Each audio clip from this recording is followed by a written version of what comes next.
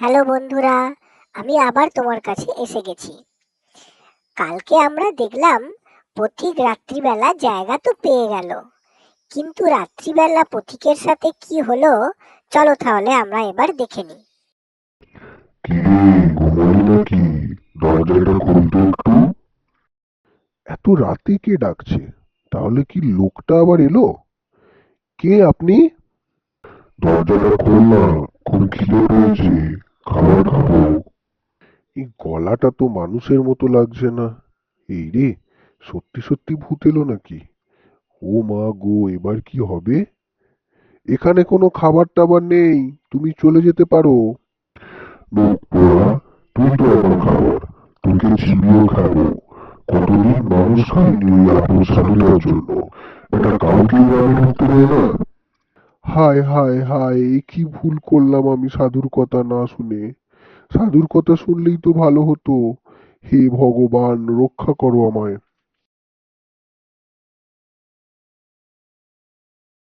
Bomb Shankar, তোর এত বড় আস্পর্ধা, তুই আমার বেটাকে খাবি? আজ তোর একদিন কি আমার একদিন। তোকে এই মুহূর্তে ভস্ম করে দেবো যদি তুই এখান থেকে এক্ষুনি না পালাস।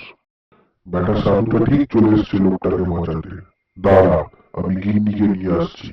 দেখি তারপর তুই আমাদের দুজনের হাত থেকে কি করে এই লোকটাকে বাঁচাতে পারিস। বেটা, বেরিয়ে আয়।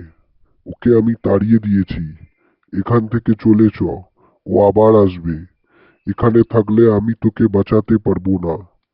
এখান থেকে এক্ষুনি চলে চ। এ এ তো ওই সাধু বাবার গলা। ভগবান, তুমি আমার কথা শুনেছ। আসছি সাধু বাবা। বাবা, আমায় তুমি রক্ষা করো। তোমার কথা না শুনে আমি বড় ভুল করেছিলাম। তুমি না এলে ওই ভূত আমাকে মেরে ফেলতো আজ। এখন ওসব কথা থাক। এখন এখান থেকে চ আমার সাধনা স্থলে। সাধনা স্থলে না গেলে আমি তোকে বাঁচাতে পারবো না। ওই ভূতটা ওর বউকে নিয়ে আসতে গেছে। দুজনকে আমি এখানে ঠেকাতে পারবো না। গিন্নি, ওই দেখো বেটা সাধু। বেটা সাধু, তুই আমাদের খাবার কেড়ে নিয়েছিস। এক্ষুনি ওই লোকটাকে আমাদের হাতে তুলে দে, নয়তো তোকে আগে মারবো, তারপর ওই লোকটা। চলো তো দেখি সাধুর ঘাটটা মটকাই আগে। বাবা, এ তো দেখছি এরা এখানেও চলে এসেছে। এবার কি হবে বাবা? তুই কিছু ভাবিস না বেটা, এখানে ওরা কিছু করতে পারবে না। ওরে বেটা, তোরা ভেবেছিস দুজনে এলে আমায় মেরে ফেলতে পারবি? তোদের আজই আমি শেষ করছি। জয় মহাদেব। ওং হ্রিং চিং কালিকায় নমঃ। ওং হ্রিং চিং মহাদেবায় নমঃ।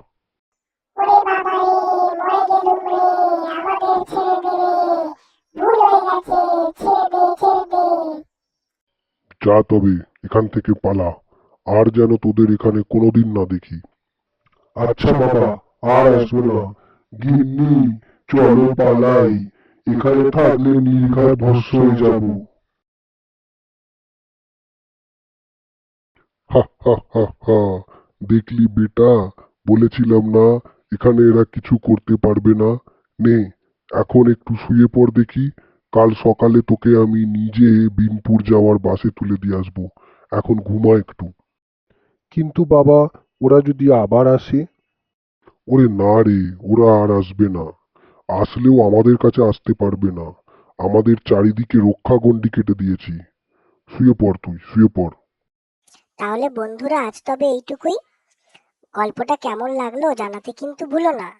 পরের সপ্তাহে আবার আমি আসবো একটা নতুন গল্প নিয়ে। ততক্ষণে তোমরা চ্যানেলটা সাবস্ক্রাইব করে দাও তো। টাটা।